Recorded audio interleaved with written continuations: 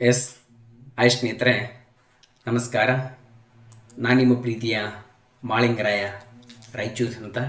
Okay, ಇವತ್ತು ಏನಪ್ಪ ಅಂತಂದರೆ ಸ್ಪರ್ಧಾ ಸ್ವಾಮಿ ವಿವೇಕಾನಂದ ಕೋಚಿಂಗ್ ಸೆಂಟರ್ ಚಿಕ್ಕೋಡಿಯವರ ಸಾರಥ್ಯದಲ್ಲಿ ಏನಪ್ಪ ಅಂತಂದರೆ ಆನ್ಲೈನ್ ಕ್ಲಾಸ್ ನಡೀತಾ ಇದೆ ಸ್ನೇಹಿತರೆ. ಇವತ್ತು ನಾವು ಇವತ್ತು ಮಾಡುವಂಥ ಈ ಕ್ಲಾಸಿನ ಉದ್ದೇಶ ಏನಪ್ಪ ಅಂತಂದರೆ ಪ್ರಸ್ತುತ ಬಹಳ ಸುದ್ದಿಯಲ್ಲಿರ್ತಕ್ಕಂಥ ನಮ್ಮ ಕರ್ನಾಟಕದ ಆರಕ್ಷಕರ ಪೊಲೀಸ್ ನೋಟಿಫಿಕೇಶನ್ ಆಗಿದೆ ಸ್ನೇಹಿತರೆ. ಈ ನೋಟಿಫಿಕೇಶನ್ಗೆ ಸಂಬಂಧಪಟ್ಟಿರ್ತಕ್ಕಂಥ ಇಲ್ಲಿವರೆಗೆ ಏನಪ್ಪ ಅಂತಂದರೆ ಇವರು ಪ್ರಶ್ನೆ ಪತ್ರಿಕೆಯನ್ನು ಕೆ ಎದವರು ತೆಗಿತಾ ಇದ್ದರು. ಕೆ ಎದವರು ಏನಪ್ಪ ಅಂತಂದರೆ ತೆಗಿತಾ ಇದ್ದರು. ಇಷ್ಟು ದಿನ ಏನಪ್ಪ ಅಂದ್ರೆ ಕೆ ಎಸ್ ಪಿದವ್ರು ಏನಪ್ಪ ಅಂದ್ರೆ ತೆಗಿತಾ ಇದ್ರು. ಈ ಪ್ರಸ್ತುತ ಏನಪ್ಪ ಅಂದ್ರೆ ಪ್ರಪ್ರಥಮ ಬಾರಿಗೆ ಕೆ ಎಕ್ಕೆ ಏನಪ್ಪ ಅಂತಂದರೆ ಪೊಲೀಸ್ ಕಾನ್ಸ್ಟೇಬಲ್ ಎಕ್ಸಾಮ್ ನಡೆಸುವಂಥ ಜವಾಬ್ದಾರಿ ಕೊಟ್ಟಿದ್ದಾರೆ ಸ್ನೇಹಿತರೆ.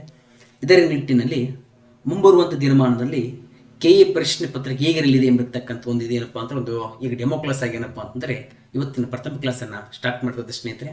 ಓಕೆ, ಸ್ಪರ್ಧಾ Swami Vivekananda coaching centre Chikkodi Iranna ಕಮತೆ sir ಅವರ ನೇತೃತ್ವದಲ್ಲಿ ಏನಪ್ಪ ಅಂತಂದ್ರೆ ನಡೀತಿರುವಂಥ ಕೋಚಿಂಗ್ ಸೆಂಟರ್ ಆಗಿದೆ ಸ್ನೇಹಿತರೆ. ಓಕೆ, ಹಾಗಾದ್ರೆ ಬನ್ನಿ ಸ್ನೇಹಿತರೆ, ಸಮಯವನ್ನು ವ್ಯರ್ಥ ಮಾಡೋದೇ ಬೇಡ. ಇಲ್ಲಿರ್ತಕ್ಕಂಥ ಇವತ್ತಿನ ನಮ್ಮ ಮೊದಲ ಪ್ರಶ್ನೆಗೆ ಬರೋಣ ಸ್ನೇಹಿತರೆ. ಕೆ ಪ್ರಶ್ನೆ ಪತ್ರಿಕೆ ಹೆಂಗಿರ್ತವಪ್ಪ ಅಂದ್ರೆ ಈ ಥರನಾಗಿರ್ತಾವ. ಏನಪ್ಪ ಅಂತಂದ್ರೆ ಒಂದು ಕಡೆ ಕೊಟ್ಟಾನ ಸ್ನೇಹಿತರೆ ಒಂದಿಶಿ ಬರೆಯಿರಿ ಅಂತ. ಓಕೆ, ಒಂದು ಕಡೆ ಕೊಟ್ಟಾನ ಹಳೆಯ ಶಿಲಾಯುಗ ಅಂತ, ಮಧ್ಯ ಶಿಲಾಯುಗ ಅಂತ, ನವಶಿಲಾಯುಗ ಅಂತ, ತಾಮ್ರ ಶಿಲಾಯುಗ ಅಂತ. ಓಕೆ, ಈ ಕಡೆ ಏನಪ್ಪ ಅಂತಂದ್ರೆ ಒಂದು ಕಡೆ ಹಿಂಗೆ ಕೊಟ್ಟನ ಎ ಅಂತ, ಮತ್ತೊಂದು ಕಡೆ ಪಿ ಅಂತ ಹಿಂಗೆ ಕೊಟ್ಟನ. ಹಾಗಾದರೆ ಇದಕ್ಕೆ ಯಾವುದು ಹೊಂದಾಣಿಕೆ ಆಗುತ್ತೆ ಅಂತ ಕ್ವಶನ್ ಕೇಳಕತ್ತಾನ ಸ್ನೇಹಿತರೆ. ಈಗ ಹಳೆಯ ಶಿಲಾಯುಗ, ಮಧ್ಯ ಶಿಲಾಯುಗ, ನವಶಿಲಾಯುಗ, ತಾಮ್ರ ಶಿಲಾಯುಗ ಇವುಗಳಿಗೆ ಏನಪ್ಪ ಅಂತಂದರೆ ಗ್ರೀಕ್ ಭಾಷೆಯಲ್ಲಿ ಏನಂತ ಕರೀತಾರೆ ಅಂತ ಏನಪ್ಪ ಅಂತಂದ್ರೆ ಇವತ್ತಿನ ನಮ್ಮ ಈ ಪ್ರಶ್ನೆ ಏನಪ್ಪ ಅಂತಂದ್ರೆ ಇಲ್ಲಿ ಏನು ಮಾಡಕತ್ತಂದ್ರೆ ಇವತ್ತಿನ ಈ ಪ್ರಶ್ನೆ ಕೇಳಕತ್ತಾನ.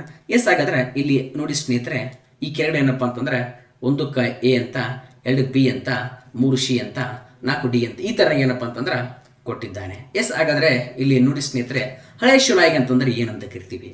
ಮೋಸ್ಟ್ ಇಂಪಾರ್ಟೆಂಟು ಹಳೆಯ ಶಿಲಾಯುಗ ಅಂತಪ್ಪ ಅಂತಂದರೆ ಗ್ರೀಕ್ ಭಾಷೆಯೊಳಗೆ ಪ್ಯಾಲಿಯೋಲಿಥಿಕ್ ಅಂತ. ಪ್ಯಾಲಿಯೋ ಎಂದರೆ ಹಳೆಯದು ಎಂದರ್ಥ, ಲಿಥಿಕ್ ಅಂದರೆ ಶಿಲೆ ಎಂದರ್ಥ. ಈ ಕಾರಣಕ್ಕೆ ಏನಪ್ಪ ಅಂತಂದರೆ ಇದು ಹಳೆಯ ಶಿಲಾಯುಗ ಅಂತೇಳಿ ನಾವು ಏನು ಮಾಡ್ತೀವಪ್ಪ ಅಂತಂದ್ರೆ ಕರಿತೀವಿ ಸ್ನೇಹಿತರೆ. ಹಾಗಾದರೆ ಮಧ್ಯ ಶಿಲಾಯುಗ ಅಂದರೆ ಏನು ಸರ್? ಮಿಸೋಲಿಥಿಕ್ ಅಂತ. ಮೋಸ್ಟ್ ಇಂಪಾರ್ಟೆಂಟ್, ಮಧ್ಯ ಶಿಲಾಯುಗ ಅಂತ ಕರಿತೀವಿ ಮಿಸೋಲಿಥಿಕ್. ನವಶಿಲಾಯುಗಕ್ಕೆ ನಿಯೋಲಿಥಿಕ್ ಅಂತ, ನಿಯೋಲಿಥಿಕ್. ತಾಮ್ರ ಶಿಲಾಯುಗಕ್ಕೆ ಚಾಲ್ಕೋಲಿಥಿಕ್ ಅಂತೇಳಿ ಕರಿತೀವಿ ಸ್ನೇಹಿತರೆ. ಹಾಗಾದರೆ 1 ಸಿ, 2 ಎ, 3 ಬಿ, 4 ಡಿ. ಇಲ್ಲಿ ಯಾವ್ದೈತಿಪ್ಪ? ಫಸ್ಟ್ ಬರ್ರಿ 1 ಸಿ ಯಾವ್ದೈತಿ? ಎಸ್. ಇಲ್ಲಿ ಎ ಬರಂಗಿಲ್ಲ, ಯಾಕಂದ್ರೆ ಎ ಬರಂಗಿಲ್ಲ. ಒಂದೇದು ಎ ಇದೆ, ಇಲ್ಲಿ ಬಿನೂ ಬರಂಗಿಲ್ಲ, ಯಾಕೆ ಒಂದು ಬಿ ಇದೆ. ಒಂದೇದು ಕಾರಣ ಸರ್ ಸಿ ಆಗ್ತದ ಅಂದ್ರೆ ಸಿ ಫಸ್ಟ್ ಯಾವ್ದೈತಿಪ್ಪ? ಇಲ್ಲಿ ಐತಿ ನೋಡ್ರಿ, ಸಿ ಮತ್ತು ಡಿ ಎರಡು ಐತಿ. 1 ಸಿ, ಇದೂ ಕರೆಕ್ಟ್ ಐತಿ, ಇದನ್ನೂ ಕರೆಕ್ಟ್ ಐತಿ. ಹಾಗಾದ್ರೆ ಮುಂದೆ ಬರ್ರಿ ಮಧ್ಯ ಶಿಲಾಯುಗ. ಮೋಸ್ಟ್ ಇಂಪಾರ್ಟೆಂಟ್ ನೋಡ್ರಿ, ನೀವು ಬರೀ ಈಗ ಮಳೆ ಶಿಲಾಯುಗ ಒಂದು ಗೊತ್ತಿತ್ತಪ್ಪ ಅಂತಂದ್ರೆ ಎರಡನ್ನ ಏನಪ್ಪ ಅಂದ್ರೆ ಇದು ಬರಂಗಿಲ್ಲ ಅಂತೇಳಿ ನೀವು ಏನು ಮಾಡಿಬಿಟ್ರೆ ತೆಗೆದು ಬಿಟ್ರಿ. ಇಲ್ಲಿ ಯಾವುದು ಬರ್ತವೆ ಅನ್ನೋದಕ್ಕಿಂತ ಯಾವುದು ಬರಂಗಿಲ್ಲ ಅನ್ನೋದು ನೀವು ಭಾಳ ಚಂದ ಗೊತ್ತಿರಬೇಕು. ಎಸ್, ಹಾಗಾದ್ರೆ ಮುಂದೆ ಬನ್ನಿ ಸ್ನೇಹಿತರೆ. ಎಸ್, 2 ಎ ಅಂತ ಬರಬೇಕು. ಹಾಗಾದರೆ ಇಲ್ಲಿ 2 ಡಿ ಐತಿ ಅಂದ್ರೆ ಆಪ್ಷನ್ಸ್ ಇದು ಹೋಯ್ತು, ಕಣ್ಣು ಮುಚ್ಚಿ ಹಾಕಿಬಿಡಬೇಕು. ಆಪ್ಷನ್ಸ್ ಡಿಸ್ ರೈಟ್ ಆನ್ಸರ್ ಅಂತ. ಈ ಮಾದರಿಯಲ್ಲಿ ಕೆ ಎ ಪ್ರಶ್ನೆ ಪತ್ರಿಕೆ ವಿಲೇಜ್ ಅಕೌಂಟ್ ಆಗಿರ್ಬೋದು, ಎಸ್ ಡಿ ಆಗಿರ್ಬೋದು, ಎಫ್ ಡಿ ಆಗಿರ್ಬೋದು, ಪೊಲೀಸ್ ಕಾನ್ಸ್ಟೇಬಲ್ ಆಗಿರ್ಬೋದು. ಅರ್ಥ ಆಯ್ತಾ? ಅದೇ ಥರ ಮುಂದೆ ಬರುವಂಥ ಸಬ್ ಇನ್ಸ್ಪೆಕ್ಟರ್ ಪ್ರಶ್ನೆ ಪತ್ರಿಕೆ ಆಗಿರ್ಬೋದು, ಇದೇ ಮಾದರಿಯಲ್ಲಿ ಏನಪ್ಪ ಅಂದ್ರೆ ಇರ್ತದೆ ಸ್ನೇಹಿತರೆ. ಹಾಗಾದ್ರೆ ಬನ್ನಿ ಮುಂದಿನ ಪ್ರಶ್ನೆಗೆ ಹೋಗೋಣ ಸ್ನೇಹಿತರೆ. ಎಸ್, 2ನೇ ಪ್ರಶ್ನೆ. Okay, the most important. ಈ ಕೆಳಗಿನ ಹೇಳಿಕೆಗಳಿಗೆ ಸಂಬಂಧಿಸಿದಂತೆ ಯಾವುದು ಸರಿಯಾಗಿದೆ ಅಂತ ಕ್ವಶನ್ ಕೇಳ್ತಾರೆ. ದಿ ಮೋಸ್ಟ್ ಇಂಪಾರ್ಟೆಂಟ್ ನೋಡ್ರಿಪ್ಪ. 4 ಸೆಂಟೆನ್ಸ್ ಕೊಟ್ಟನ, ಯಾವುದು ಕರೆಕ್ಟ್ ಐತಿ ಅಂತ. 1ನೇ ಬೌದ್ಧ ಸಮ್ಮೇಳನದ ಅಧ್ಯಕ್ಷರು ಮೊಗ್ಗಲಿಪುತ್ರ ತಿಸ್ಸ. 1ನೇದ್ದು ಏನಪ್ಪ ಅಂದ್ರೆ ಬುದ್ಧಿಸ್ಟ್ ಕೌನ್ಸಿಲ್ ಆಗ್ತದೆ, ಅದಕ್ಕೆ ಪ್ರೆಸಿಡೆಂಟ್ ಅವರು ಮೊಗ್ಗಲಿಪುತ್ರ ತಿಸ್ಸ. 2ನೇ ಬೌದ್ಧ ಸಮ್ಮೇಳನಕ್ಕೆ ಅಧ್ಯಕ್ಷ ಸಭಾಕವಿ ಅಂತ. 3ನೇ ಬೌದ್ಧ ಸಮ್ಮೇಳನ ಅಧ್ಯಕ್ಷ ಮಹಾಕಶ್ಯಪ್ ಅಂತ. 4ನೇ ಬೌದ್ಧ ಸಮ್ಮೇಳನ ಅಧ್ಯಕ್ಷ ವಸುಮಿತ್ರ ಅಂತೇಳಿ ಕೊಟ್ಟನ ಸ್ನೇಹಿತರೆ. ಇಲ್ಲಿ ಕೊಟ್ಟನ ಎ ಬಿ ಸಿ ಮಾತ್ರ ಸರಿ, ಬಿ ಸಿ ಡಿ ಸರಿ, ಎ ಮತ್ತು ಬಿ ಸರಿ, ಮೇಲಿನ ಎಲ್ಲವೂ ಸರಿ ಅಂತ ಕೊಟ್ಟಿದ್ದಾನೆ ಸ್ನೇಹಿತರೆ. ಹಾಗಾದ್ರೆ ಇಲ್ಲಿ ಯಾವುದು ಸರಿಪ್ಪ ಅಂತಂದ್ರೆ ಇಲ್ಲಿ ನೋಡಿ ಸ್ನೇಹಿತರೆ, ಅಧ್ಯಕ್ಷರನ್ನ ನೆನಪಿಡುವಂಥ ಸ್ಮಾಲ್ ಆಗ್ತಕ್ಕಂಥ ಒಂದು ಟ್ರಿಕ್ ಇದೆ ಸ್ನೇಹಿತರೆ. ಒಟ್ಟಾರೆ 5 ಬೌದ್ಧ ಸಮ್ಮೇಳನ ನಡೀತಾವ, ಅದರ ಸದ್ಯಕ್ಕೆ ನಿಮ್ಮ ಎಕ್ಸಾಮ್ಕ 4 ಗೊತ್ತಿರಲಿ. ಓಕೆ, 1ನೇ ಬೌದ್ಧ ಸಮ್ಮೇಳನ, 2ನೇ ಬೌದ್ಧ ಸಮ್ಮೇಳನ, 3ನೇ ಬೌದ್ಧ ಸಮ್ಮೇಳನ, 4ನೇ ಬೌದ್ಧ ಸಮ್ಮೇಳನ. ಇದರ ಅಧ್ಯಕ್ಷರು ಯಾರಾಗ್ತಾರ? ಇದಕ್ಕೆ ಟೆಕ್ಕಿದ ಸ್ನೇಹಿತರೆ, ನಿಮ್ಮೂರೊಳಗೆ ಗ್ರಾಮ ಪಂಚಾಯತ್ ಮೆಂಬರ್ಗಳು ಅಧ್ಯಕ್ಷ ಆಗ್ಬೇಕೈತಪ್ಪ ಅಂದ್ರೆ ನಿಮ್ಮ ಮನೆಗೆ ಏನು ಕೊಡ್ತಾರ? ಟಿವಿ ಕೊಡ್ತಾರ ಅಂತ ನೆನ್ಪಿಡಬೇಕು. ನಿಮ್ಮ ಮನೆಗೆ ಅಧ್ಯಕ್ಷರು ಏನು ಕೊಡ್ತಾರೆ? ಟಿವಿಯನ್ನು ಕೊಡ್ತಾರೆ. ಯಾವ TV? MS TV, the most important. MS TV ಕೊಡ್ತಾರ. ನಿಮ್ಮೂರ ಗ್ರಾಮ ಪಂಚಾಯತಿ ಮೆಂಬರ್ ಅಧ್ಯಕ್ಷ ಆಗ್ಬೇಕಂದ್ರೆ ಏನು ಕೊಡ್ತಾನೆ? ಮನೆಗೆ ಟಿವಿ ಕೊಡ್ತಾನೆ. ಯಾವ ಟಿವಿ? MS TV. ಅಂದರೆ 1ನೇ ಬೌದ್ಧ ಸಮ್ಮೇಳನ ಅಧ್ಯಕ್ಷ ಎಮ್ಮು, 2ನೇದ್ದು ಸವಾಕಮಿ, 3 ತಿಸ್ಸ, 4 ವಸುಮಿತ್ರ. ಹಾಗಾದ್ರೆ ಬನ್ನಿ ಸ್ನೇಹಿತರೆ, ಇಲ್ಲಿ ತಿಸ್ಸ ಅಂದರೆ ಇದು ಮೊಗ್ಲಿಪುತ್ರ ತಿಸ್ಸ ಅಂತೇಳಿ ನೆನ್ಪಿಡ್ರಿ. 1ನೇ ಬೌದ್ಧ ಸಮ್ಮೇಳನದ ಅಧ್ಯಕ್ಷರು ಮೊಗ್ಲಿಪುತ್ರ ತಿಸ್ಸ. IS ಅಗರ್ ಎಮ್ ಇದೆಯಾ ಅಂದರೆ ಇದು ಏನಾಗಿದೆ? ಸರಿಯಾಗಿದೆ. 2ನೇದು ಬನ್ನಿ ಸ್ನೇಹಿತರೆ, 2ನೇ ಬೌದ್ಧ ಸಮ್ಮೇಳನದ ಅಧ್ಯಕ್ಷರು ಸವಾಕಮಿ. ಇದು ಕೂಡ ಏನಾಗಿದೆ? ಸರಿಯಾಗಿದೆ. ಓಕೆ, ಇಲ್ಲಿ ಸೊ ನೋಡಿ ಸ್ನೇಹಿತರೆ, ಸಾರಿ ಎಸ್, ಇಲ್ಲಿ ಏನಪ್ಪ ಅಂತಂದ್ರೆ 1ನೇದಿಲ್ಲಿ ಎಮ್ ಅಂತಂದರೆ ಮೊಗ್ಲಿಪುತ್ರ ತಿಸ್ಸಲ್ಲ ಸ್ನೇಹಿತರೆ, ಮಹಾಕಶ್ಯಪ ಅಂತ. Most important, Mahakashyapa. 1ನೇ ಈ ಬೌದ್ಧ ಸಮ್ಮೇಳನದ ಅಧ್ಯಕ್ಷರು ಯಾರೋ? ಮಹಾಕಶ್ಯಪ. ಟಿ ಅಂದ್ರೆ ಯಾರೋ? ತಿಸ್ಸ. ಟಿ ಅಂದ್ರೆ ಯಾರೋ? ತಿಸ್ಸ. ಹಾಗಾದ್ರೆ ಬನ್ನಿ, ಎಮ್ ಅಂತಂದ್ರೆ ಮಹಾಕಶ್ಯಪ. ಅವ್ರೇನು ಕೊಟ್ರ? ಮೊಗ್ಲಿಪುತ್ರ ತಿಸ್ಸ. ತಪ್ಪು. ತಿಸ್ಸ ಎಷ್ಟನೇದು? 3ನೇದ್ದು. ಅಂದ್ರೆ ಇದು ತಪ್ಪಾಗಿದೆ.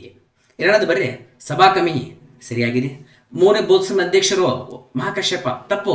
3ನೇದ್ದು ಏನಾಗಬೇಕು? ಮೊಗ್ಲಿಪುತ್ರ ತಿಸ್ಸ ಬರಬೇಕು. ಅಂದ್ರೆ 3 ತಪ್ಪು. 4ನೇ ಬೌದ್ಧ ಸಮ್ಮೇಳನದ ಅಧ್ಯಕ್ಷರು ವಸುಮಿತ್ರ. ಕರೆಕ್ಟ್. ವಿ ಬಂತಿಲ್ಲ ಅಂದರೆ 1 ಮತ್ತು 4 ಮಾತ್ರ ಸರಿ. ಅಂದ್ರೆ 1 ಮತ್ತು ಇದರಿಗೆ ಏನಪ್ಪ ಅಂತಂದ್ರೆ 1 ಮತ್ತು 4 ಅಲ್ಲ, 2 ಮತ್ತು 4 ಮಾತ್ರ ಸರಿ. 2 ಮತ್ತು 4 ಮಾತ್ರ ಸರಿ ಅಂತಿದೆ ಸ್ನೇಹಿತರೆ. 1ಕ್ಕೆ ಎ ಅಂತೀವಿ, 2 ಬಿ ಅಂತೀವಿ, 3 ಸಿ ಅಂತೀವಿ, ಡಿ ಏನು 4ಕ್ಕೆ ಡಿ ಅಂತೀವಿ. ಹಾಗಾದರೆ ಇಲ್ಲಿ ಯಾವ್ದು ಸರಿಪ್ಪ? ದಿ ಮೋಸ್ಟ್ ಇಂಪಾರ್ಟೆಂಟ್ ಸ್ನೇಹಿತರೆ, ಬಿ ಮತ್ತು ಡಿ ಮಾತ್ರ 2 ಏನಾಗ್ಯಾವ್ರಿ? ಸರಿಯಾಗಿದ್ದಾವೆ. ಇಲ್ಲಿ ಒಂಚೂರು ಏನಪ್ಪ ಅಂದ್ರೆ ಆಪ್ಷನ್ಸ್ ಇದಾಗಬೇಕು. ಎಸ್ ನೋಡ್ರಿ. ಎಸ್, ಹಾಗಾದರೆ ABC ಮಾತ್ರ ಸರಿ. ತಪ್ಪು. BCD ಸರಿ. ತಪ್ಪು. ಅಂದ್ರೆ ಡಿ ಮತ್ತು ಬಿ ಮಾತ್ರ ಸರಿ. ಮೇಲಿನೆಲ್ಲವೂ ತಪ್ಪಾಗ್ತಲ್ಲ. ಮೇಲಿನೆಲ್ಲವೂ ಸರಿ ಅಂದ್ರೆ ಆಗಲ್ಲ. ಇದು ಕೂಡ ತಪ್ಪು. ಸರಿಯಾದ ಉತ್ತರ ಯಾವುದಪ್ಪ? Options C is right answer. ಮುಂದಿನ ಪ್ರಶ್ನೆಗೆ ನಾವು ಹೋಗೋಣ ಸ್ನೇಹಿತರೆ. ಎಸ್, 8ನೇ ಪಂಚವಾರ್ಷಿಕ ಯೋಜನೆ ಅವಧಿ ಏನು ಅಂತ. ಓಕೆ, 8ನೇ ಪಂಚವಾರ್ಷಿಕ ಯೋಜನೆ ಅವಧಿ ಕೇಳ್ತಾ ಇದ್ದೇನೆ ಸ್ನೇಹಿತರೆ. ಪಂಚವಾರ್ಷಿಕ ಯೋಜನೆ ಎಂಬುದು ಏನಪ್ಪ ಅಂತಂದ್ರೆ ಮೂಲದ ರಷ್ಯಾದಿಂದ ನಾವೆಲ್ಲ ತೆಗೆದುಕೊಂಡು ಬಂದ್ವಿ. ಇದಕ್ಕೆ ಸಂಬಂಧಪಟ್ಟ ಸವಿಸ್ತರವಾಗಿರ್ತಕ್ಕಂಥ ಈ ಮಾಹಿತಿಯನ್ನು ನಾವು ಕ್ಲಾಸಲ್ಲಿ ನೋಡೋಣ. ಹಾಗಾದರೆ ಒಟ್ಟು ಎಷ್ಟು ಪಂಚವಾರ್ಷಿಕ ಯೋಜನೆ ಇಲ್ಲಿ ನಡೆದಪ್ಪ? 12 ಪಂಚವಾರ್ಷಿಕ ಯೋಜನೆ. ಸರ್ ಟ್ರಿಕ್ ಹೆಂಗೆ ನೆನಪಿಡ್ಬೇಕಾರೆ ನೋಡಿ ಸ್ನೇಹಿತರೆ, 1ನೇ ಪಂಚವಾರ್ಷಿಕ ಯೋಜನೆ, 2ನೇ ಪಂಚವಾರ್ಷಿಕ ಯೋಜನೆ, 3ನೇ ಪಂಚವಾರ್ಷಿಕ ಯೋಜನೆ, 4ನೇ ಪಂಚವಾರ್ಷಿಕ ಯೋಜನೆ, 5ನೇ ಪಂಚವಾರ್ಷಿಕ ಯೋಜನೆ, 6ನೇ ಪಂಚವಾರ್ಷಿಕ ಯೋಜನೆ. ಈ ಕಡೆ 7ನೇ ಪಂಚವಾರ್ಷಿಕ ಯೋಜನೆ, 8ನೇ ಪಂಚವಾರ್ಷಿಕ ಯೋಜನೆ, 9ನೇ ಪಂಚವಾರ್ಷಿಕ ಯೋಜನೆ, 10ನೇ ಪಂಚವಾರ್ಷಿಕ ಯೋಜನೆ, 11ನೇ ಪಂಚವಾರ್ಷಿಕ ಯೋಜನೆ, 12ನೇ ಪಂಚವಾರ್ಷಿಕ ಯೋಜನೆ. ಹಾಗಾದ್ರೆ ಬನ್ನಿ ಸ್ನೇಹಿತರೆ, ದಿ ಮೋಸ್ಟ್ ಇಂಪಾರ್ಟೆಂಟು. ಸರ್ 1ನೇ ಪಂಚವಾರ್ಷಿಕ ಯೋಜನೆ ಅವಧಿ ಏನು ರೀ ಸರ? 1ನೇದು ಏನಪ್ಪ ಅಂತಂದ್ರೆ 1951ರಿಂದ ಇಲ್ಲಿ ಒಂದು ಫಸ್ಟ್ ಟ್ರಿಕ್ ಐತೆ ನೋಡ್ರಿ, 51ರಿಂದ 56. ಇದಕ್ಕೆ 5 ವರ್ಷ ಕೂಡಿಸ್ರಿ. 2ನೇದು 1956ರಿಂದ 1961. ಇದಕ್ಕೆ ಮತ್ತೆ 5 ವರ್ಷ ಕೂಡಿಸ್ರಿ. 1961ರಿಂದ 66. ಈಗ ನೋಡಿ ಸ್ನೇಹಿತರೆ, 3 ಪಂಚವಾರ್ಷಿಕ ಯೋಜನೆ ಆದವಲ್ಲ. ಈ 3 ಪಂಚವಾರ್ಷಿಕ ಯೋಜನೆ ಆದಮೇಲೆ ಏನಪ್ಪ ಅಂದ್ರೆ 3 ವರ್ಷ ಗ್ಯಾಪ್ ಕೊಡಬೇಕು. ಎಷ್ಟು ವರ್ಷ? Yes, most important, 3 year gap ಕೊಡಬೇಕು. ಎಲ್ಲಿಂದ ಎಲ್ಲಿವರೆಗೂ? 1966ರಿಂದ 69. ಇದು ಹೆಂಗೆ ನೆನ್ಪಿಡ್ಬೇಕ್ರಿ? 1 2 3 3 ಪಂಚವಾರ್ಷಿಕ ಯೋಜನೆ ಆದ ಮೇಲೆ 3 ವರ್ಷ ಗ್ಯಾಪ್ ಕೊಡಬೇಕು. ಈಗ ಬರ್ರಿ 4ನೇ ಪಂಚವಾರ್ಷಿಕ ಯೋಜನೆ, 5ನೇ ಪಂಚವಾರ್ಷಿಕ ಯೋಜನೆ. ಸರ್ 4ನೇದು ಏನು ಸರ್? ಇಲ್ಲಿ ಯಾವಾಗ ಎಂಡ್ ಆಗೈತೆ ರೀ? 1969. ಅಂದರೆ ಇಲ್ಲಿಂದ ಸ್ಟಾರ್ಟ್ ಆಗುತ್ತೆ ಸ್ನೇಹಿತರೆ 4ನೇ ಪಂಚವಾರ್ಷಿಕ ಯೋಜನೆ 1969ರಿಂದ 1974. 5ನೇ ಪಂಚವಾರ್ಷಿಕ ಯೋಜನೆ 1974ರಿಂದ ದಿ ಮೋಸ್ಟ್ ಇಂಪಾರ್ಟೆಂಟು. ಇದು 79ಕ್ಕೆ ಮುಗಿಬೇಕಾಗಿರ್ತದ. ಬಟ್ ಮೊರಾರ್ಜಿ ದೇಸಾಯಿ ಅವರು ಬಂದು 78ಕ್ಕೆ ಕೊನೆಗೊಳಿಸ್ತಾರೆ. ಈಗ ನೋಡ್ರಿ 1 2 3 3 ಪಂಚವಾರ್ಷಿಕ ಯೋಜನೆ ಆದಮೇಲೆ 3 ವರ್ಷ ಗ್ಯಾಪ್ ಕೊಟ್ಟಿವಿ. ಈಗ 2 ಆದವು, 4 5 2 ಆದಮೇಲೆ ಮತ್ತೆ 2 ವರ್ಷ ಗ್ಯಾಪ್ ಕೊಡಬೇಕು. 1978ರಿಂದ 1980 2 ವರ್ಷ ಗ್ಯಾಪ್ ಕೊಡಬೇಕು. ಎಷ್ಟು ವರ್ಷ? 2 ಇಯರ್ ಗ್ಯಾಪ್. ಈಗ ಬನ್ನಿ ಸ್ನೇಹಿತರೆ, 7ನೇ ಪಂಚವಾರ್ಷಿಕ ಯೋಜನೆ ಏನಪ್ಪ? 1900 ಇಲ್ಲಿ 80ಕ್ಕೆ ಎಂಡ್ ಆಯ್ತಲ್ಲ, 1980ರಿಂದ 1985. ಎಂಟನೇದೇನಪ್ಪ 1985ರಿಂದ 1990. ಎಸ್ ಇಲ್ಲಿ ಕೂಡ ನೋಡಿ ಸ್ನೇಹಿತರೆ, ಫಸ್ಟ್ ಸ್ಟಾರ್ಟಿಂಗ್ ನೋಡ್ರಿ, 3 ಪಂಚವಾರ್ಷಿಕ ಯೋಜನೆ ಆದಮೇಲೆ 3 ವರ್ಷ ಗ್ಯಾಪ್ ಕೊಟ್ಟರೆ, 2 ಪಂಚವಾರ್ಷಿಕ ಆದಮೇಲೆ 2 ವರ್ಷ ಗ್ಯಾಪ್ ಕೊಟ್ಟರೆ, ಮತ್ತೆ 2 ಆಗ್ತಾವ, 2 ಆದಮೇಲೆ ಮತ್ತೆ 2 ವರ್ಷ ಗ್ಯಾಪ್ ಕೊಡಬೇಕು. 1990ರಿಂದ 1992.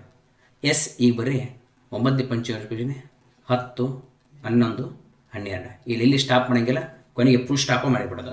9ನೇದು ಯಾವಾಗ್ರಿ ಸರ್? 1997ರಿಂದ 1997. 1997ರಿಂದ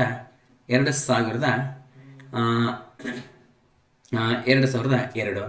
11ನೇದ್ದು 2002ರಿಂದ 2007. 12ನೇದು ಏನಪ್ಪ ಅಂತಂದರೆ 2007ರಿಂದ ಥ್ಯಾಂಕ್ ಯು ಸಿದ್ದು 2000. ಓಕೆ, ಏನು ನಮ್ಮಲ್ಲಿ ಕಲಿಸ್ತಾರೆ ನಾಗರಾಜ್ ಸರ್. ಓಕೆ, ಇಲ್ಲ 97ರಿಂದ 97. 9ನೇದು. 10ನೇದು ಏನಪ್ಪ ಅಂತಂದ್ರೆ 1997ರಿಂದ 2002 ಅಂತ. 11 ಏನಪ್ಪ ಅಂತಂದ್ರೆ 2002ರಿಂದ 2007 ಅಂತ. 12 ಏನಪ್ಪ ಅಂತಂದ್ರೆ ಇಲ್ಲ, ಎಲ್ಲೋ ಒಂದು ಕಡೆ ಮಿಸ್ ಆಯಿತು. ಓಕೆ, 4, 5 ಆಯ್ತಾ. 6ನೇದು ಇಲ್ಲಿ ಒಂಚೂರು ಏನಪ್ಪ ಅಂತಂದರೆ ಇಲ್ಲಿ ಸಂಖ್ಯೆ ಮಿಸ್ ಆಗಿದೆ ಸ್ನೇಹಿತರೆ. ಇಲ್ಲಿ ಏನಾಗಿದೆ? ಸಂಖ್ಯೆ ಮಿಸ್ ಆಗಿದೆ. ಒಟ್ಟು ವಿಚಾರ ಮಾಡಬೇಡ್ರಿ, ಏನಿಲ್ಲ. 5ನೇ ಪಂಚವಾರ್ಷಿಕ ಯೋಜನೆ ಏನು ಬರಬೇಕು? 6 ಬರಬೇಕು. 6ನೇ ಪಂಚವಾರ್ಷಿಕ ಯೋಜನೆ. ಆಮೇಲೆ 7ನೇ ಪಂಚವಾರ್ಷಿಕ ಯೋಜನೆ 8, 9, 10, 11, 12. ಎಸ್ ಹಾಗಾದ್ರೆ ಬನ್ನಿ. ಎಸ್ 6ನೇ ಪಂಚವಾರ್ಷಿಕ ಯೋಜನೆ 80ರಿಂದ 85, 7ನೇದು 85ರಿಂದ 90. ಓಕೆ, ಇಲ್ಲಿ ಮೊದಲು 3 ಆದಮೇಲೆ 3 ವರ್ಷ ಗ್ಯಾಪ್ ಕೊಟ್ಟಿರಿ. ಈಗ 2 ಆದಮೇಲೆ 2 ವರ್ಷ ಗ್ಯಾಪ್ ಕೊಟ್ಟಿರಿ. ಈಗ ಮತ್ತೆ ಇವೆರಡು ಆಗೋಣ ಎಷ್ಟು ವರ್ಷ ಗ್ಯಾಪ್ ಕೊಡಬೇಕು? 2 ವರ್ಷ ಮತ್ತೆ ಗ್ಯಾಪ್ ಕೊಟ್ಟಿರಿ. ಈಗ ಬನ್ನಿ ಸ್ನೇಹಿತರೆ, ಎಲ್ಲಿ ಸ್ಟಾಪ್ ಮಾಡೋಂಗಿಲ್ಲ, ಫುಲ್ ಸ್ಟಾಪ ಮಾಡೋದು. ಓಕೆ, ಈಗ 1997ರಿಂದ 97 ತನಕ 8ನೇ ಪಂಚವಾರ್ಷಿಕ ಯೋಜನೆ. 9ನೇದು 97ರಿಂದ 2002. 10ನೇದು 2002ರಿಂದ 2007. 11 2007ರಿಂದ 2012 ಸ್ನೇಹಿತರೆ. ಇನ್ನು 13 ಏನಪ್ಪ ಅಂತಂದರೆ 11ನೇದು 2007ರಿಂದ 2012. 12ನೇ ಪಂಚವಾರ್ಷಿಕ ಯೋಜನೆ ಏನಪ್ಪ ಅಂದ್ರೆ 2012ರಿಂದ 2017 ಅಂತ. 17ಕ್ಕೆ ಮುಗಿಬೇಕಾಕೈತಿ.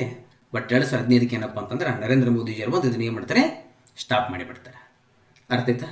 ಎಸ್ ಹಾಗಾದರೆ ಈಗ ಬನ್ನಿ ಸ್ನೇಹಿತರೆ.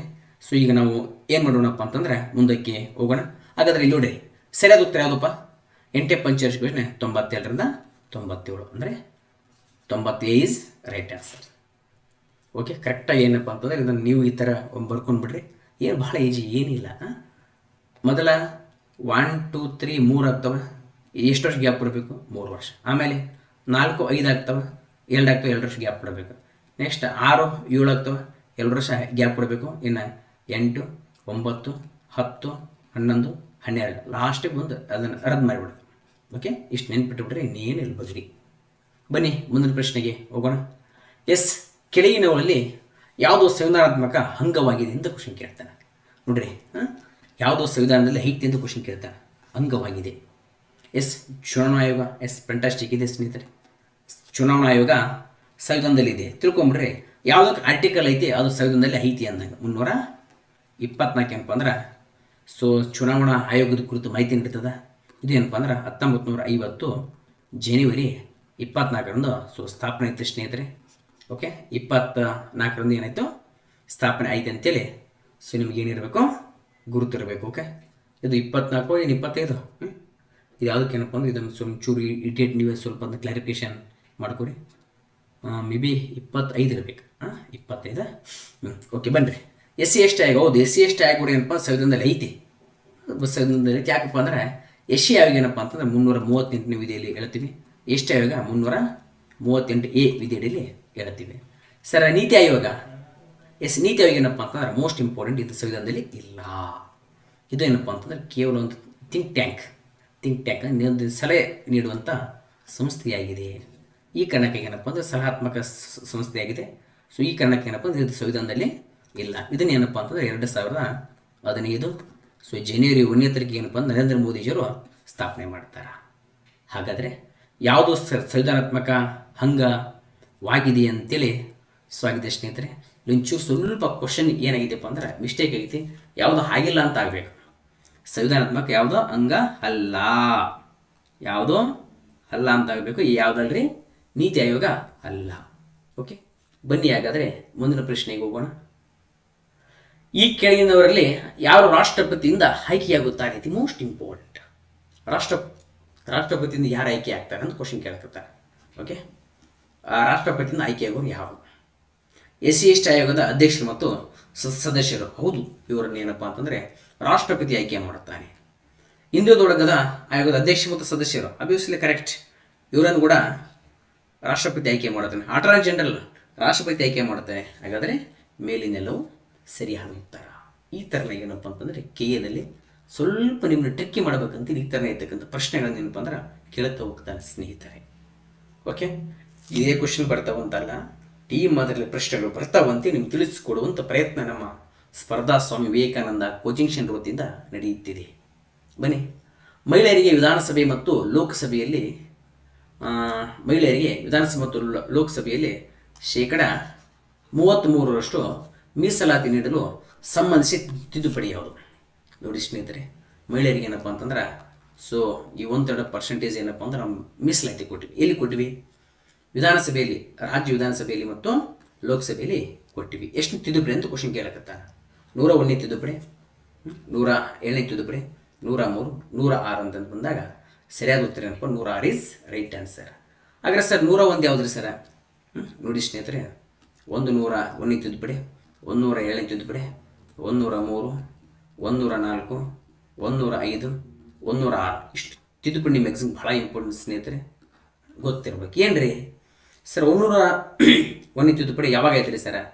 ಇದು 2017ರಲ್ಲಾಯಿತು, ಇದು 2018ರಲ್ಲಾಯಿತು, ಇದು 2019ರಲ್ಲಾಯಿತು, ಇದು 2020ರಲ್ಲಾಯಿತು, ಇದು 2021ರಾಗಾಯಿತು, ಇದು 2023ರಲ್ಲಾಯಿತು. ಓಕೆ, ಬನ್ನಿ ಸ್ನೇಹಿತರೆ, ಹಾಗಾದ್ರೆ ಏನು ಹೇಳ್ತದೆ ರೀ ಸರ?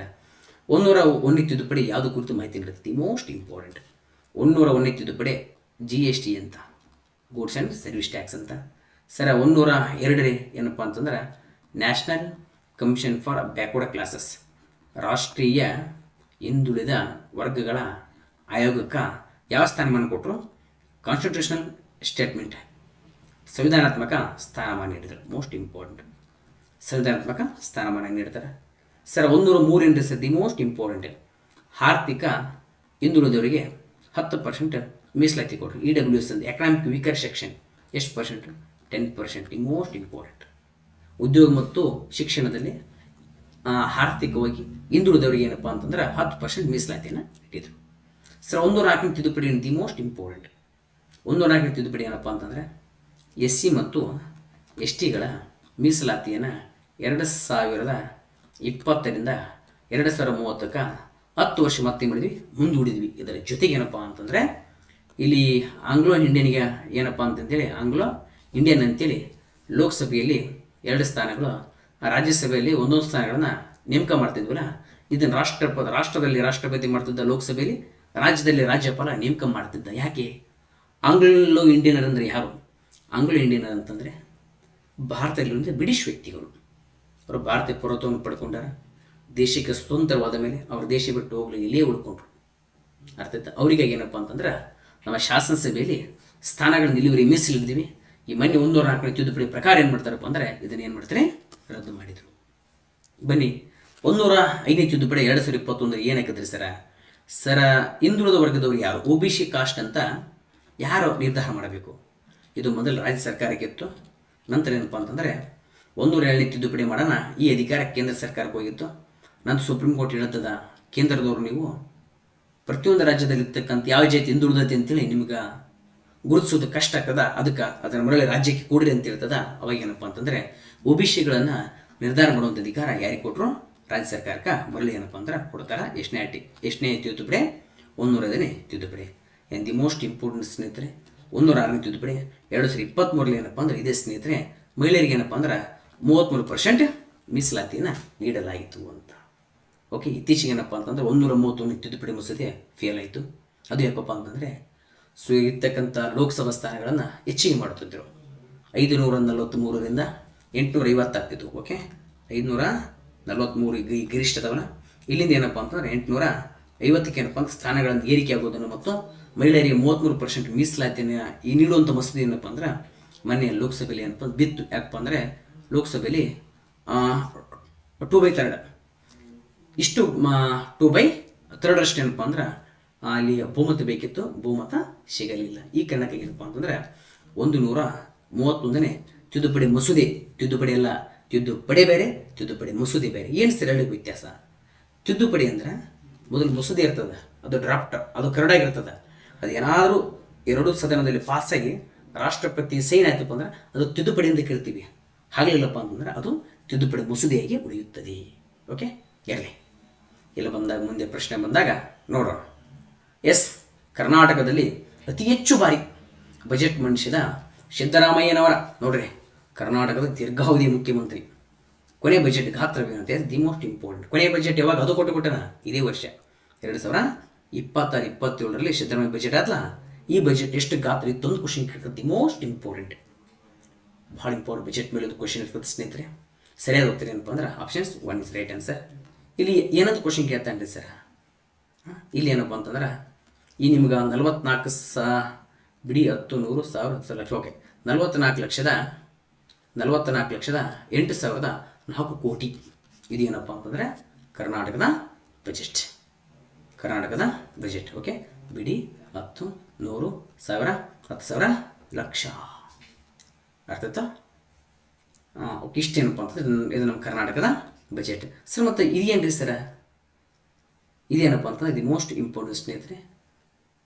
ಇದು ಏನಪ್ಪ ಅಂದ್ರೆ ನಮ್ಮ ಕೇಂದ್ರ ಬಜೆಟ್ 53,47,000 ಕೋಟಿ ನಮ್ಮ ಕೇಂದ್ರ ಬಜೆಟ್. ಸರ್ ಇದೇನು ಸರ?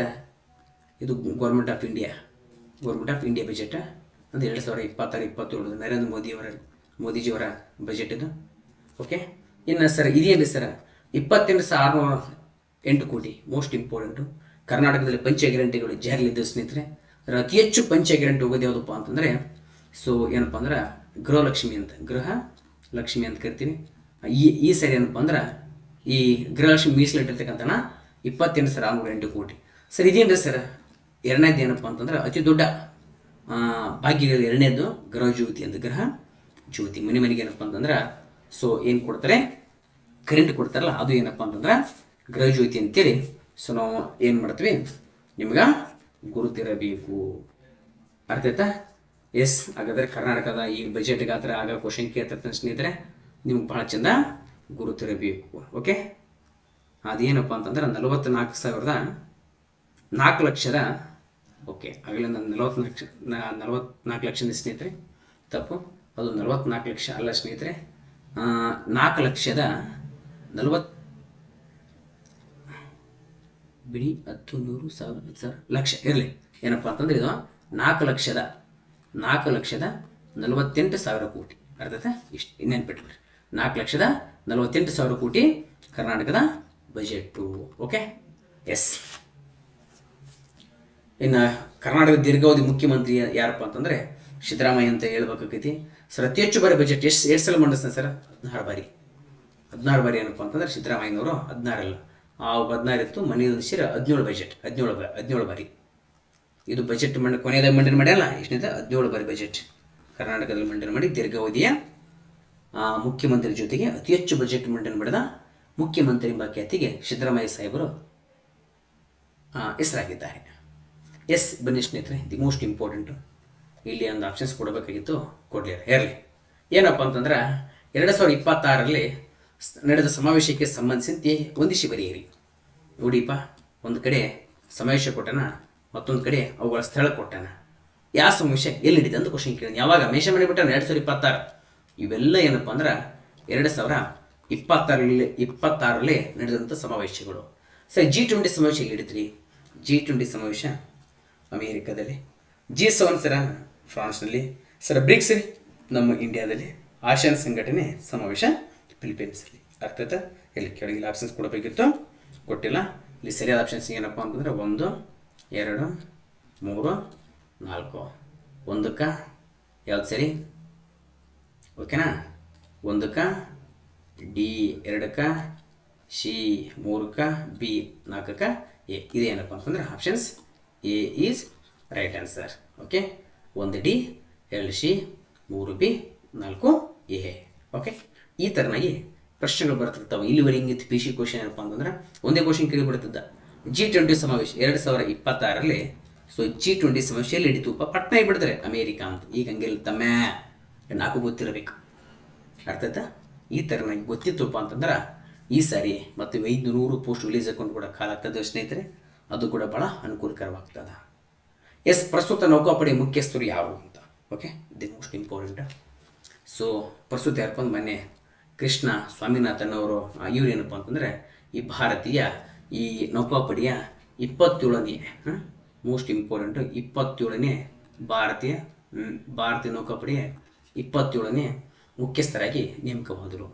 ಸರ್ ಇವ್ರು ಯಾರು ಸರ? Okay, NS Raja Subrahmanya, most important. ಇವ್ರೇನಪ್ಪ ಅಂದ್ರೆ ದೇಶದ 3rd CDS, ದೇಶದ 3ನೇ CDS ಅಂತ, ಚೀಫ್ ಆಫ್ ಡಿಫೆನ್ಸ್ ಸ್ಟಾಫ್ ಅಂತ ಕರಿತೀವಿ ಇವರು. ಸರ್ ಇವ್ರು ಯಾರು ಸರ್? ಇತ್ತೀಚೆಗೆ ಆಯ್ಕೆಯಾದ ಭೂಸೇನಾ ಮುಖ್ಯಸ್ಥ, 31ನೇ ಭೂಸೇನಾ ಮುಖ್ಯಸ್ಥ. ಭೂಸೇನೆ ಮುಖ್ಯಸ್ಥ, ದಿ ಮೋಸ್ಟ್ ಇಂಪಾರ್ಟೆಂಟು ಭೂಸೇನಾ ಮುಖ್ಯಸ್ಥ. ಸರ್ ಇವ್ರು ಯಾರು ಸರ್? ಅಮರ್ಪ್ರೀತ್ ಸಿಂಗ್. ಇವ್ರೇನಪ್ಪ ವಾಯುಪಡೆ ಮುಖ್ಯಸ್ಥ, ಪ್ರಸ್ತುತ ಇದ್ದಾನೆ ವಾಯುಪಡೆಯ ಮುಖ್ಯಸ್ಥ. ಓಕೆ, ಇದ್ರಾಗ 3 ಕರೆಂಟ್ ಅಫೇರ್ಸ್. ಇತ್ತೀಚೆಗೆ ನೇಮಕವಾದವರು ಯಾರಪ್ಪ ಅಂತಂದರೆ ಯಾರೋ ವಾಯುಪಡೆ ಮುಖ್ಯಸ್ಥ, ಇದು ನೌಕಾಪಡೆ ಮುಖ್ಯಸ್ಥ ಕೃಷ್ಣಸ್ವಾಮಿ ನಾಥನ್. CDS ಇತ್ತೀಚೆಗೆ ನೇಮಕ ಆಗ್ಯಾನ NS ರಾಜ ಸುಬ್ರಹ್ಮಣ್ಯ. ಭೂಷಣ್ ಮುಖ್ಯ ಇತ್ತೀಚೆಗೆ ನೇಮಕ ಆಗ್ಯಾನ ಧೀರಜ್ ಶೇಟ್ ಅಂತ. ಓಕೆ, ಇಷ್ಟು ನಿಮ್ಗೆ ಏನಿರಬೇಕು, ಗುರುತಿರಬೇಕು. ಯಾಕಪ್ಪ ಅಂದ್ರೆ ಒಂದು ಪ್ರಶ್ನೆ ಬದಲಾಗಿ ನಿಮಗೆ 3ನೇ ಎಕ್ಸ್ಟ್ರಾ ನೆನಪು ಅಂದ್ರೆ ಒಂದೇ ಕ್ವಶನ್ 3 ಆಪ್ಷನ್ಸಲ್ಲಿ ತೆಗೆದುಕೊಂಡು ಬಂದಿದ್ದೇನೆ ಸ್ನೇಹಿತರೆ. ಬನ್ನಿ, ಈ ಕೆಳಗಿನ ಮನೆತನ ಕಾಲಾನುಕ್ರಮದಲ್ಲಿ ಬರೆಯಿರಿ. ಆಲ್ರೆಡಿ ಮೊನ್ನೆ ಯಾವುದೋ ಒಂದು ಎಕ್ಸಾಮ್ಗೆ ಏನಪ್ಪ ಅಂದ್ರೆ ಸೊ ಇದು ಏನಾಗಿದೆ ಕ್ವಶನ್ ಆಗಿದೆ ಸ್ನೇಹಿತರೆ. ಒಂದಿಷ್ಟು ಮನೆತನ ಕೊಡ್ತಾನೆ, ಅವನು ಕಾಲಾನುಕ್ರಮದಲ್ಲಿ ಬರೀರಿ ಅಂತ ಕೊಡ್ತಾನೆ. ನೋಡಿರಿ, ಹರ್ಯಾಂಕ ಸಂತತಿ ಕೊಟ್ಟಾನ, ನಂದ ಸಂತತಿ. ಹರ್ಯಾಂಕ ಸಂತತಿ ಮೊದಲು ಬರ್ತದೆ, ಕರೆಕ್ಟ್. ನಂದ ಸಂತತಿ ಚೂರು ಇಲ್ಲಿ ಏನಪ್ಪ ಅಂದ್ರೆ ಇಲ್ಲಿ ಕಾಮ ಕೊಡಬೇಕಿತ್ತು, ಕ್ಲಾಸ್ ಮಾಡೋ ಬರೋದಲ್ಲಿ ಏನಪ್ಪ ಅಂದ್ರೆ ಕಾಮ ಕೊಡೋಕ್ಕಾಗಲಿಲ್ಲ. ಎಲ್ಲ ಈಗ ಕೊಟ್ಟಿ ನೋಡ್ರಿ. ಎಸ್, ಫಸ್ಟ್ ಹರ್ಯಾಂಕ ಸಂತತಿ ಕರೆಕ್ಟ್. ನಂದನಾಗ ತಪ್ಪು, ನಂದ ಲಾಸ್ಟಿಗೆ ಬರ್ತದೆ ಅಂದರೆ ಇದು ಹೋಯ್ತು, ಬರೋಂಗಿಲ್ಲ. ನಂದ ಸಂತತಿ ನಾಗ ತಪ್ಪು, ನಂದ ಲಾಸ್ಟಿಗೆ ಬರ್ತದೆ, ಇಲ್ಲಿ ಬರೋಂಗಿಲ್ಲ. ನಂದ ಸಂತತಿ ಇಲ್ಲಿ ಕೊಟ್ಟು ಫಸ್ಟ್ ಬಂತೆ, ಬರೋಂಗಿಲ್ಲ.